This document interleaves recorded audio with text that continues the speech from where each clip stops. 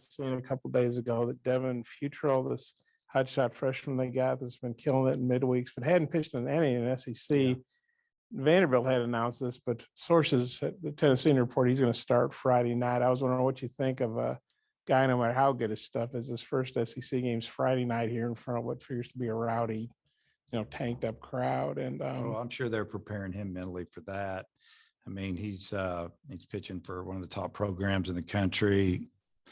His numbers are great. What is he, like 8-1? And the game he lost, they got beat 1-0 last week. So, he can pitch. He's left-handed, and he's awfully talented. And I mean, who's to say? Who's to say what's going on that end? I mean, our job is just to try to prepare to play good baseball and take on what's in front of us.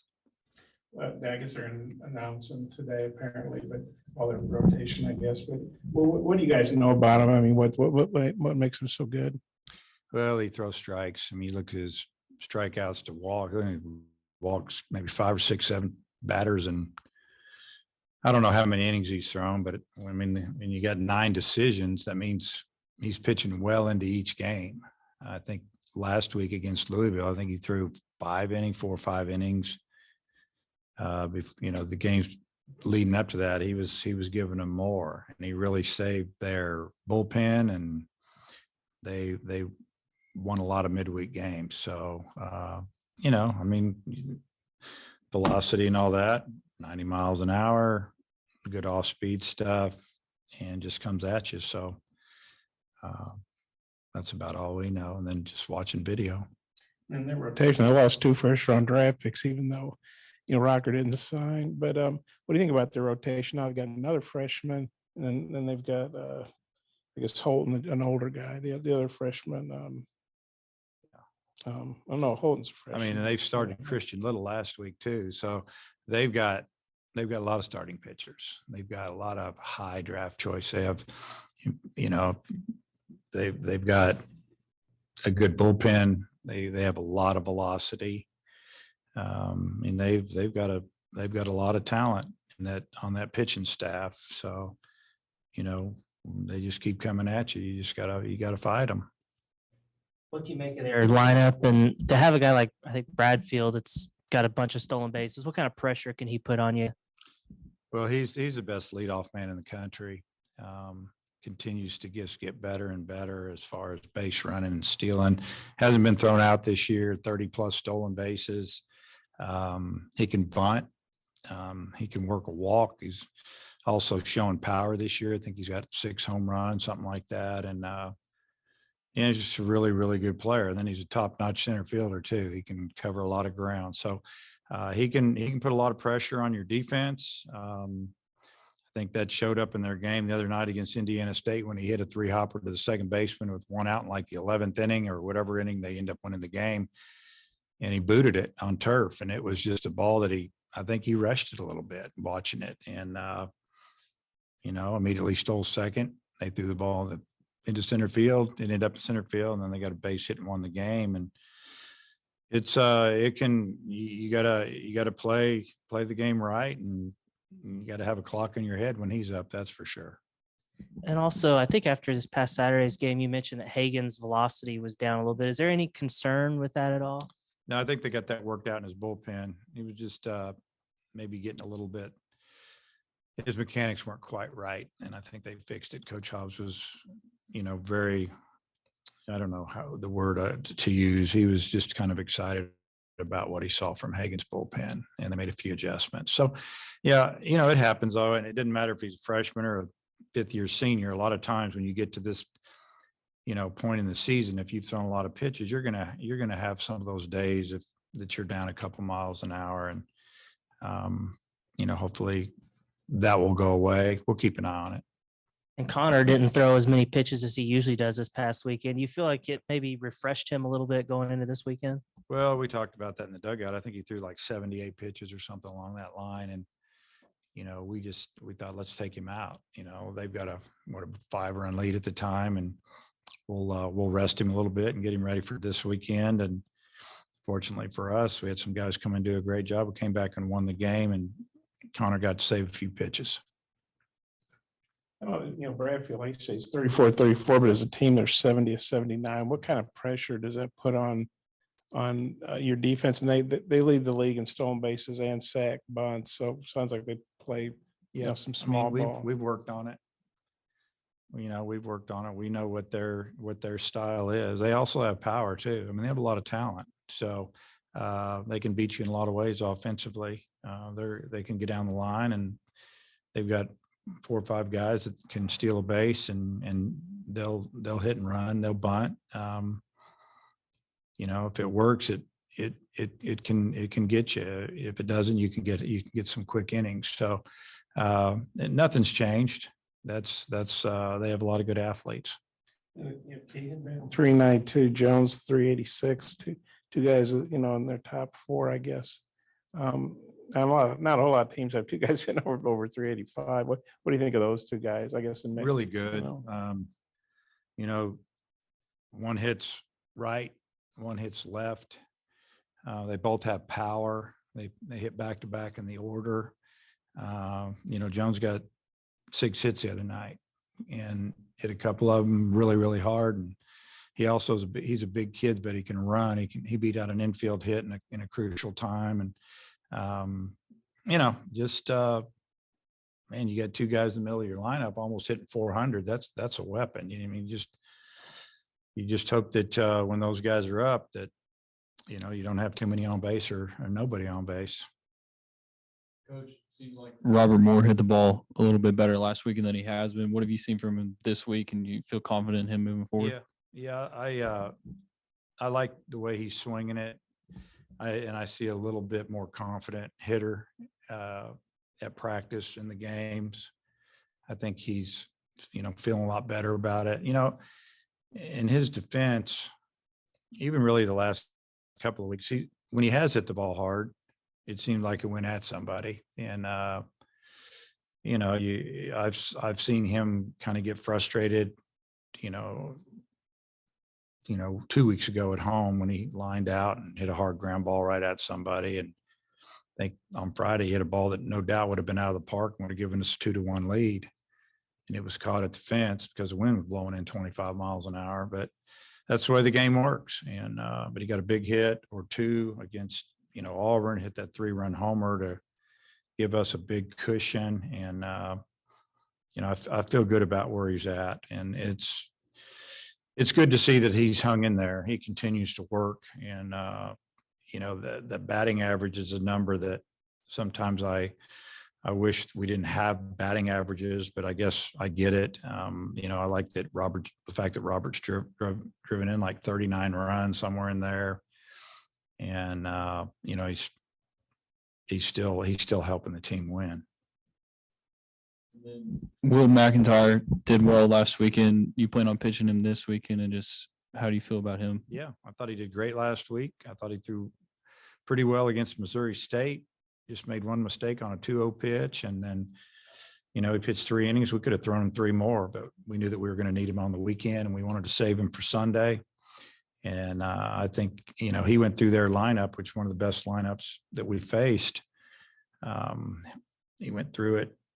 I think he threw maybe 11 or 12 hitters and did really well. So we feel real good about him. And I don't know what his role will be, but, he pitched Friday. He would be, he pitched last Sunday. He would be available tomorrow if we needed him. No midweek games, and all hands on deck now. Just you don't save anybody. You just try to win the one that's in front of you. Dave, what's an injury update on Stovall? Would he be available? If so, do you plan to play him? And Lanzilli, now that might be facing more lefties. What do you think about him this weekend? Yes, for Stovall, he looks like he's good to go. He's swung the bat good yesterday, and I know Coach Thompson and him worked on a few things. Coach Warnes, they did a little extra and try to get him going, swinging the bat, with a little more authority. It looked good yesterday, fielded well, threw well. That fingernail still kind of messed up, but he seems to be fine throwing and hitting. He looks like he can grip the bat with that middle finger on his right hand, so he can, feel the bat a little better, have a little more power. And then as far as Lanzilli, I mean, he'll be in the lineup some this weekend. And then I got some of these ones, the call-in ones, you might say. I guess it's gonna be Senior Day Saturday, and Matt was wanting to know about Isaac Bracken. Is he healthy, and maybe is there a role for him moving forward here late? Yeah, he'll be with us. Excuse me. I don't know if he'll be out there pitching. We have turned in a 27-man roster. We're definitely keeping him with us, and I don't know. That's a hard one to answer right now. I mean, is he healthy? Yeah. Okay. I know you got a lot of decisions you got to make, and then I guess, do you feel better about the offense? Last week you guys hit it pretty good. Yeah, I mean, the offense was good last week. Friday came roaring back. Saturday, left some runners out there, had a chance to do some things, didn't happen. It was a little frustrating, but I still like our approach to plate for the most part. And then, Sunday it was up and down the lineup again, really good approach against a pitcher that had really done well his last few outings. And, we got him out of the game before the third inning, and I think he threw 6 or 7 the previous couple of weekends in conference. So we laid off some borderline pitches and took good swings, even when we made outs. The first inning we hit 3 balls on the nose and didn't have anything to show for it, and kind of felt like that we were locked in and we were seeing the ball real well. So yeah, I feel good about where we're at offensively. We've had a good week of light workouts, honestly, because of finals. We have another practice coming up here in just a few minutes, and hopefully we'll play well. Dave, usually a team that's got a 2-game lead in the SEC West with a couple weeks left is a really high RPI, locked to be a top 8 national seed. Y'all's RPI is in the 20s or so. Is there any concern with that, or is it just a matter of you'll keep winning, it'll take care of itself? Well, I mean, I can't do anything about it, so I'm not super concerned about it. I know we're going to play in a regional. If we play here, that's awesome. If we don't, we'll go play where they tell us to play. So at least I feel like we will, if we keep, doing what we've been doing. And I don't think we have to win every game or win the tournament. We played well in league. We've got a good amount of wins in league, which usually proves that you're going to get to a regional. But I told the team we still have a lot of work to do. I told them yesterday that, this should be the fun time of the year. You're finished up with finals. You can really concentrate on just playing baseball, and you've won enough games to take a little bit of pressure off of everybody. But there's still a lot to play for, and it starts Friday night. And the RPI, it is what it is. It's interesting. There was a couple of RPI games that we didn't win. Probably Stanford was one of them. But some of the teams we played, they haven't won enough games. I mean, we thought Illinois State was going to have a really good year, and so did they, and it's just been okay. Now, we've got a couple other teams we've played and beaten that are right around 500. If they could get over 500, that's going to push our RPI up. I mean, I watched Ole Miss win a game last night and against, I guess was it Southern Mississippi or whoever it was. And 15 minutes later, our RPI jumped up 2 points. So, it is what it is. It's just like there's a lot of things connected there. We've beaten some good teams. The more they win, it helps us. But I mean, at this time, all you can do is just play the game in front of you and try to stay where you are, move up a little bit. If we win enough games, we'll move up some more. And I think our guys they're to the point where just as long as we're playing, we're good. And Bob mentioned Senior Day coming up, and typically if you have seniors, they're not usually the caliber of guys you got this year that are seniors. I mean, Brady Slavens, Jalen Battles, Ramage, Vermillion. What's this year been like having so many old guys that are big time contributors for you? Well, they've all done a great job, and we appreciate them coming back. 2 of the guys you mentioned are really redshirt juniors. They could come back and play again if they want. So the 2 position players, but it's that way all over the league. I mentioned earlier, earlier this week when I was asked, I mean, Auburn, I don't know if they had a 21-year-old on the field, 22, 21 on up. And Texas A&M had 5 transfers in their lineup, and they were extremely old. They had a sophomore first baseman, they had a lot of experience, and maybe a sophomore pitcher or two. But I mean, there's a lot of that going on. It's an old league. It's Division I baseball is old this year. So, but having those guys around, a couple years, and then a couple of those guys 4 or 5 years, you kind of know what you're getting as a coach and some stability there. But I'm proud of those guys for hanging in there, and they're going to get their degrees. I just talked to Jalen yesterday during practice, and he's getting real close to getting a degree. And it's exciting for those guys to know that, when they started school, and a lot of kids, they're young, they're just thinking about playing baseball, and you just take care of your business in the classroom, and before you know it, you can see the light at the end of the tunnel, and those guys are there. And it's like I told Jalen, I said, you finish this thing no matter if you play in the big leagues or not, because it'll open a lot of doors for you, and it's something that you can be proud of, and you're going to pass it on to your kids.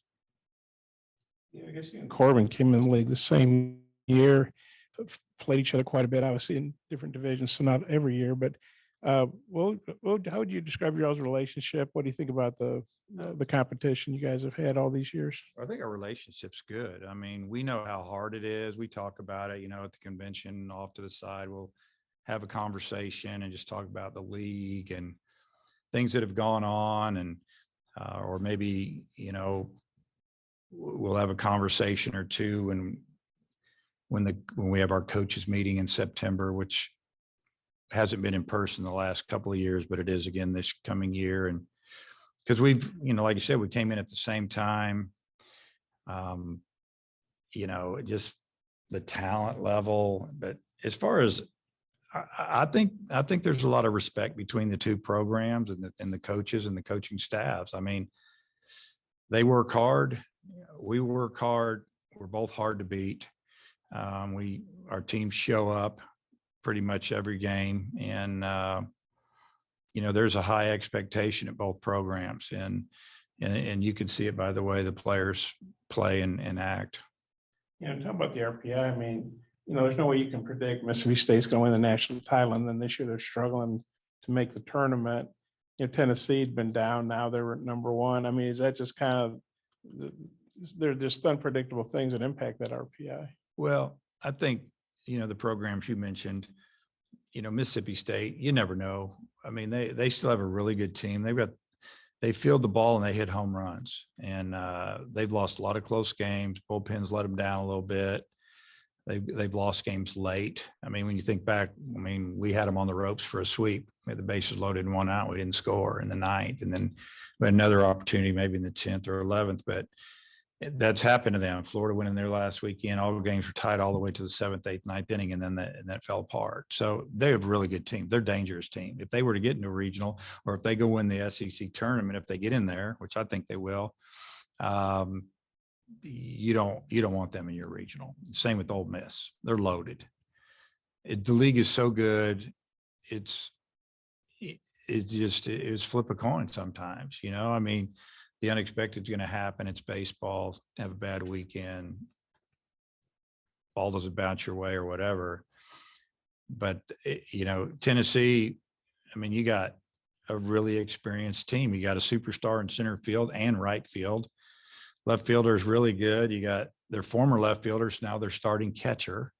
Their second baseman, who's tearing it up, has been there 4 or 5 years waiting to get his shot, and he's tearing it up. I mean, you could go on and on. First baseman, he's a 6-year guy. We had trouble getting him out last year, and he's having a great year, 15, 16 home runs. I mean, and then you go to the arms. I mean, it's amazing. They've done a good job. A couple of them are young. A couple of them are JC guys. Some of them been in the program. And they've even had some injuries there, and they just keep bringing out another guy. So they brought in some good players. They've developed a lot of guys. They know how to coach. They know how to win. They're good. So I guess how'd they get there? A little bit of everything, but they put together that roster and did a great job. It's not your all's fault. You're not playing them. That's just the way the schedule falls. You're not playing Tennessee or Georgia. You're playing Missouri and Kentucky. But playing Vandy, that's going to help your RPI, whatever happens. Yeah. The schedule is what it is. Last year, we didn't play those guys. We played all the first place teams. We beat them all. So it's just the way it is, whoever they put in front of you, that's who you got to try to beat that weekend. That's the way I look at it. Missouri's a tough team. Kentucky, they're really good. Tennessee found that out last week. I mean, it's weekend to weekend. And if you start as a team or coaches, you start looking at your opponent by the number it says by where they're in the standings, you're going to get beat. I truly believe that. Do you think there's some wiggle room with the committee where they can look at what you've done in the conference and say, you know what, your RPI doesn't really quite equate, but what you've done on the field is worthy of being in the top 8 or 9? It would seem like there should be some understanding because you're beating the teams that are on your SEC schedule. I think they get it. If we hang on to the Western Division, then I think that they'll take that into consideration. If we come in second, it might push us back. That's whatever. But there's some teams with some really good RPIs. If we beat 2 out of 3 or maybe 3 out of 3, and they're in the top 20, top 15, on the road at Auburn, they're 4th, and had a chance to win them all, had a chance to lose them all. I mean, it's just the way it works. So that's what I would guess. They look at everything and they see that some of the teams that we played didn't have good years or, didn't finish 500, but we took care of business. We just took care of what was in front of us. I mean, going forward, as far as scheduling, we're still going to play certain teams, but maybe we don't play them twice in a year. Then you got to find some people to come play in April here, or you have to go on the road between SEC games. It's a little tough. Most teams in our league, they don't travel too much in April. And, so it is what it is. Next year we open up or second weekend, maybe first week, we've opened up in Arlington again. There's a couple of good RPI games there we can knock down if we can win them. So it's year to year. But I feel like that, we handle ourselves in league that speaks volumes. Vandy's 10-6 on the road. I think their last 2 road series, they won 2 of 3 at Kentucky, 2 of 3 at Georgia. What do you think about them as a road team? Well, they've done well. I think sometimes when you've got really good pitching, it doesn't matter where you play, you're going to have a chance to win every game. And I know they had a game that got away from them in game 2 at Georgia after winning game 1. And then they got after it, on Sunday, and it showed a lot about their team because I know they made some errors. They don't make very many errors, and the game got away from them, but they fought back and won. So obviously once you've done it, you feel like you can do it again. That's probably the way they feel. And, they probably looked at their schedule a few weeks ago and they probably rallied the troops and said, hey, we're going to Georgia. We're going to Arkansas, and we finished with LSU. You guys ready? I mean, that's what you do. You go play baseball. Our partners at BetOnline continue to be the #1 source for all your betting needs and sports info. Find all the latest sports developments, including updated odds on the NBA playoffs, fights, and even next season's futures. And don't forget that the MLB is back as well. Who are you picking to win the World Series? BetOnline is your continued source for all your sports wagering needs, including live betting and your favorite Vegas casino and poker games. It's super easy to get started. So head to the website today or use your mobile device to join and use our promo code BELIEVE, that's BLEAV, to receive your 50% welcome bonus on your first deposit. Bet online, where the game starts.